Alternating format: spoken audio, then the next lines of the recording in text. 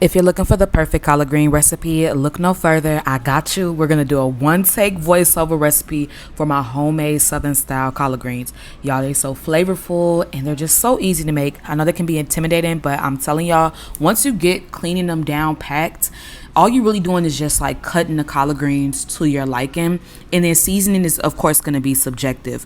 But me personally, I grew up on mustard and turnip greens, but I love the taste of collard greens a lot too. So I make my greens the same way. You can use this method for mustard and turnip greens or collard greens. First, what I did was take about a pound, maybe like 2 pounds of turkey meat. You could do turkey necks, how my mama used to do. Turkey tails, she also would do, or you can use 2 drumsticks like I did. You just want to make sure it's about 2 pounds of turkey meat and add it to a large pot with some chicken broth. They didn't have chicken broth at Kroger, so I had to use roasted garlic broth, and I used better than bouillon because it just has so much flavor and it's just so sopped up. Shout out to Stovetop Kisses.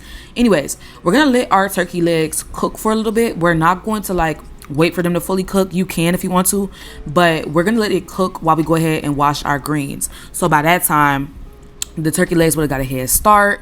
We got the greens nice and clean, and I know this is typically why people come to YouTube, is to find out how to wash collard greens.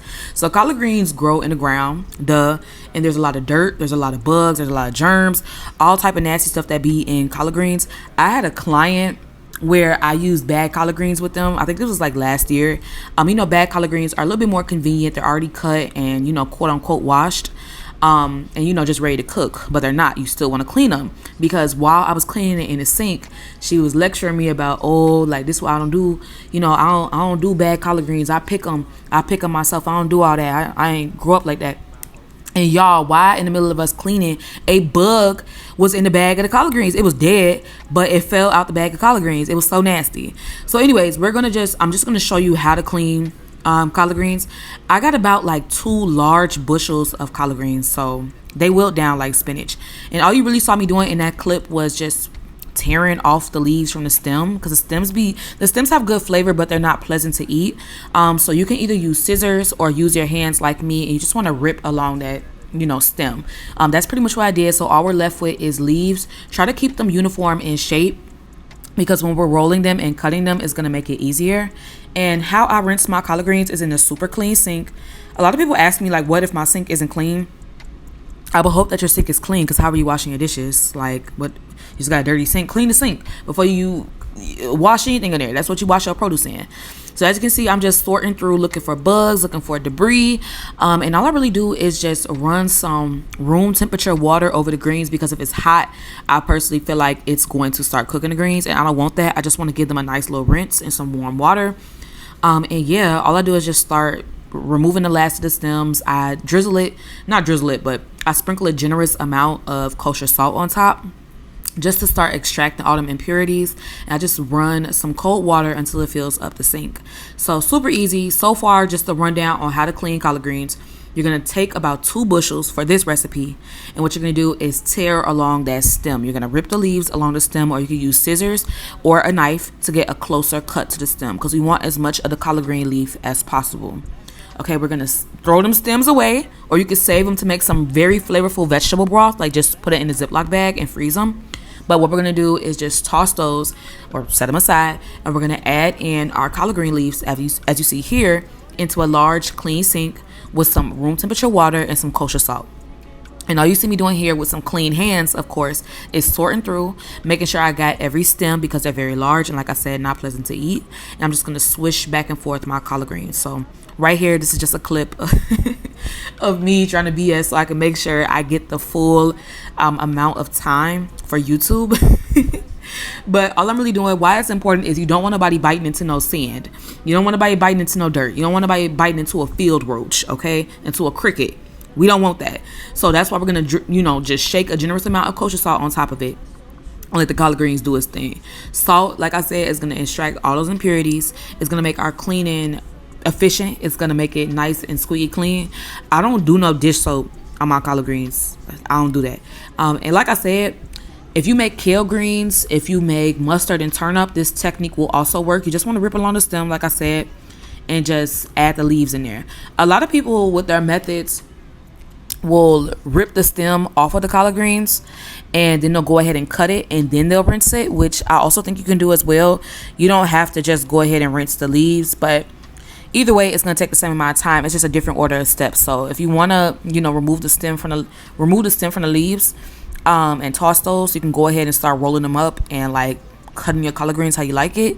But for me, I just like to remove the leaves and wash them before I start cutting them. I don't know. I don't really want my cutting board to get dirty, and I got to rinse my cutting board a little bit longer than if the greens are already clean. That's just me. And I feel like when they're bigger, it's easier to see the dirt and if anything is on them. But yeah, so like I said, if you guys are still wondering what we're looking for bugs, things that grow in the ground, all that nastiness, and we're just going to rinse back and forth until the water runs clear. Keep in mind, if your water is too hot, your water is not going to run clear. Your water is going to run green. It's going to look like Shrek. It's going to look like Shrek bath water, and we do not want that. As far as like the types of salt that you can use, I personally recommend, like I said, kosher salt. You can use coarse kosher salt. It's perfect. I love Morton's. Even if you got some table salt. I don't know how it will work with sea salt, but I just recommend just using some type of salt to extract all of that stuff in there. So yeah, as you can see, I'm just rinsing back and forth, splashing back and forth. To me, I think this process takes anywhere from 5 to 10 minutes. I think it should take about 10 minutes. And you just want to take your time, because this is the most important part of greens. And this just shows how clean people is. But a lot of times, if I am in a crunch, I will use bag collard greens. My favorite brand is going to be Glory Greens, and those are fine. I mean, they be triple washed like they said, but I still go behind them and wash it. And sometimes I just don't do kosher salt. I'll clean my bagged or bushels of collard greens with a little bit of vinegar as well. So vinegar also will help extract those impurities and give us some squeaky clean, buttery flaky crust, some squeaky clean collard greens. Like I said, don't use no damn dish soap, because girl, ew. And like I said, you want to make sure that there are no stems. If you like stems, power be to you, but I do not like stems. That ain't me. Okay, cool. So we got through that gruesome part of the voiceover where I had to make sure I was hitting the benchmark for YouTube. Anyway, so now we're going to get into us rolling the collard greens. Okay, so I put them face down like this. Maybe you could put them face up, whatever the song say, but I just make them all uniform. I try to find pieces that are the same size before I start rolling it into like a super like large thing that you smoke if you're in the dough. But anyways, yes, I'm just searching for the biggest ones to get out the way. As you can see, I'm rolling it towards me. It doesn't really matter how you cut the collard greens. Some people will probably put it face up where the green is showing.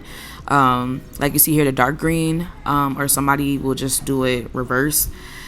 Girl, I don't care. Oh, get y'all some hex clad mask because they're so good. But yeah, this is the part where you can just choose how you want to cut your greens. I cut them in half because my roll was a little bit too big, and I don't want no like big pieces of collard green in my mouth. Pause. But what I did was just like cut this in half, and then I just started cutting like little strips. I like when my collard greens are strips. I don't like I'll eat collard greens if they good. I don't mind how you cut them, but my thing is I like to have a nice little bite. I'm here for the turkey meat and the collard green juice, so I don't want no big leaf on my mouth. But as you can see, I'm doing like these little, is it like 1/2 inch or 1/4 inch? Girl, I don't know. I'm just cutting these like the width of my finger. Let's just say that. And I'm just cutting that all the way down the stem. And I'm going to do this with every piece of the collard greens that we have. Super easy, not much to it.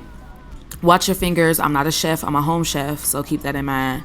But yeah, and as you guys can see, our greens are perfectly squeaky clean. There's no dirt. There's no debris. There ain't no boogers in our greens. It's literally just straight collard greens. And I'm going to hold it up to the camera so you can kind of see how I cut it. Not that bad. Just doing little strips that are about the width of my finger. And as far as like how long they are, they go up to like maybe my knuckle. If that makes sense. So let's go ahead and go to the next step. So now that our turkey meat has gotten a head start and we have a super flavorful broth, I'm going to go in with my collard greens. Now, I will say that a lot of people do start their collard greens off by cooking down a diced onion with a little bit of bell pepper and stuff like that. I do that as well. I just did not include it in the clip, or maybe I forgot to. Baby, move. Hey, that was my cat. She started going in my grocery bags. But what we want to do is start adding everything to our pot, and don't have a large enough pot, but don't feel like it's too many collard greens. because collard greens are going to cook down. They're just like spinach, okay? Same for your mustard and turnip greens or your kale greens. Whatever you want to do or use this recipe for. But yeah, collard greens are going to cook down. You just want to make sure your pot is large enough to hold all of them, because we are going to add a little bit more broth. I did about like 12 cups of broth, and I have a really large pot. It's like a collard greens pot. I don't know what size it is. I just be cooking. But yeah, I just added all of them to this pot with the broth. The broth is like it's about at medium heat, and it's been going for about 30 minutes because that was the time it took for us to prep our collards. And yeah, I don't wait like an hour and a half for the turkey meat to fully cook. I just go ahead and do my thing. I just add everything in at once, because then you get more of that turkey meat flavor infused into the greens. Did I just duplicate a clip? Girl, just so ghetto. But yeah, you see me just adding in a little bit more greens. I'm going to push it down, just stir it a little bit. Why do I have a fork and not like a spoon? I don't know, girl. But yeah, just add in a little bit more chicken broth, or you could do veggie broth. Totally up to you. It's totally up to you. All I'm doing is just giving that a good stir. And I'm going to go ahead and season it, because you can season your broth generously before adding the greens. But I just like seasoning in layers. Excuse me. So I just went in with some onion powder and some garlic powder and let it do its thing. I also like to add in like a little bit of chicken bouillon. My friend likes to add yellow mustard to hers, like ground mustard. You could do a little bit of creole seasoning like I did. And y'all, it's really just up to you. You just want to season it with whatever you like, because remember, how your broth tastes right now is how your collard greens are going to taste towards the end. So you want to make sure that this is perfectly seasoned up to your liking. And like I said, you can under season in this step, and you can always adjust seasoning at the end. But if you add too much seasoning, it's a little bit harder to get it to be adjusted how you like. And look, our collard greens have already kind of like cooked down. So I went ahead and seasoned a little bit more. I felt like it was a little bit bland. So I'm going in a little bit more with some Tony's, and I'm just going to cover the lid and let it do its thing for about an hour and a half. And y'all, you can shred the turkey meat in a separate bowl, and your collard greens should look something like this. They should be a nice dark, like forest green. It should be like a nice dark green, and your you'll know it's done because what is that?